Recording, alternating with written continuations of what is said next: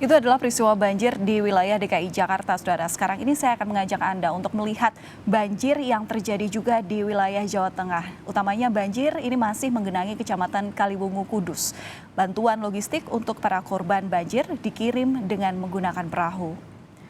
Para relawan menjangkau satu persatu rumah warga desa Setro Kalangan, Kudus, Jawa Tengah dengan perahu. Setiap harinya pihak relawan menyiapkan 2.000 nasi bungkus bagi korban banjir yang mana akan didistribusikan setiap 2 kali sehari, yakni pada siang dan sore hari.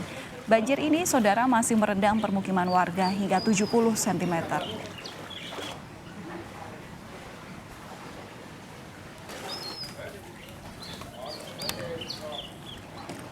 Diakses dengan perahu untuk yang ke kampung-kampung. Tiap hari kita menyiapkan 2.000 dengan asumsi sekali masak, sekali distribusi 1.000 bungkus.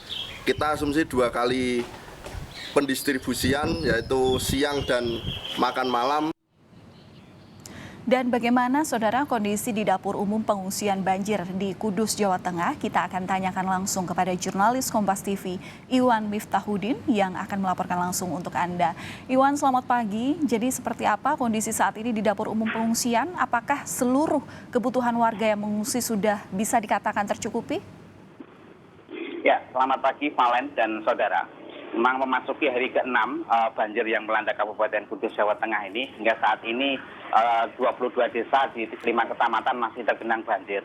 Dan dengan kondisi ini beberapa ratusan warga sudah mulai mengungsi di 9 titik pengungsian. Nah, untuk mencukupi kebutuhan warga sehari-hari, terutama terkait tentang makanan, ini pemerintah daerah memang sudah menyiapkan setidaknya ada 13 titik dapur umum. Yang di dapur umum itu dikelola oleh baik itu para relawan dari BPBD Kabupaten Kudus maupun dari ormas seperti MDMC maupun dari Bagana. Nah, setiap hari di titik-titik dapur umum ini menyediakan makanan setidaknya mulai dari 1.000 sampai 2.000 bungkus perharinya. Saat ini saya berada di salah satu dapur umum di Desa Jatiwetan, Kecamatan Jati, Kabupaten Kudus, yang setiap harinya menyiapkan 2.000 bungkus nasi yang akan didistribusikan sebanyak 2 kali, yaitu mulai siang dan sore hari. Nah, untuk proses pendistribusian ini memang ada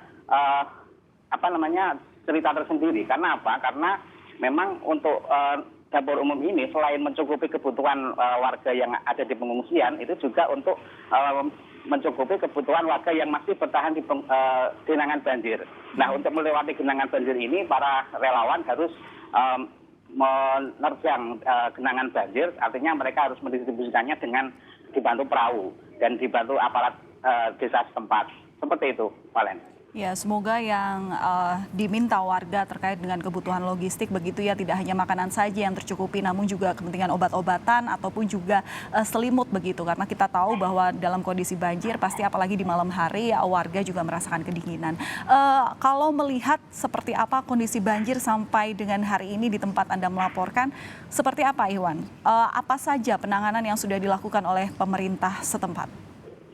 Ya, Valen, dapat saya laporkan, memang kondisi banjir di Kudus ini dari pertama kali terjadi pada Sabtu kemarin, itu sampai hari ini belum ada tanda-tanda titik surut. Itu disebabkan karena kondisi sungai yang untuk pembuangan air, yaitu Sungai Lusi yang menghubungkan antar kabupaten dari Pati, Kudus, dan Jepara ini kondisinya masih penuh. Artinya untuk membuang genangan air di 22 desa ini masih terganggu. Pemerintah daerah juga sudah berupaya memfungsikan polder untuk mengeluarkan air, namun karena kondisi air di sungai pembuangan ini penuh, artinya itu belum maksimal. Nah, kondisi ini yang mengakibatkan susah untuk surut. Jadi lama sekali terus. Apalagi ini sejak semalam Kudus kembali diguyur hujan lagi dan beberapa sungai yang melintas di Kabupaten Kudus sudah mengalami limpas lagi. Jadi ibaratnya bahwa saat ini yang daerah Kudus bagian bawah yang tergenang banjir ini memang belum ada tanda-tanda untuk surut. Kemudian untuk upaya dari pemerintah daerah, beberapa waktu lalu Bupati Kabupaten Kudus sudah mengeluarkan surat edaran tanggap bencana.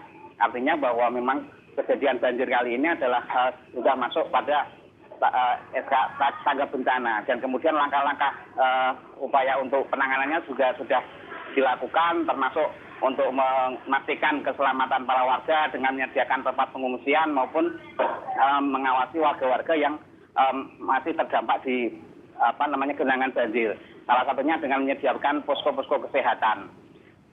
Meski demikian, kemarin juga disampaikan oleh BPBD setempat bahwa upaya untuk mengurangi genangan ini juga terus dilakukan dengan memfungsikan kembali atau memaksimalkan polder yang ada.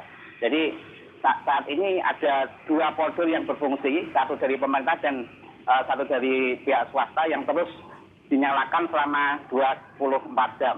Seperti itu, Valen. Baik, terima kasih atas laporan Anda. Jurnalis Kompas TV Iwan Miftahudin langsung dari Kudus, Jawa Tengah.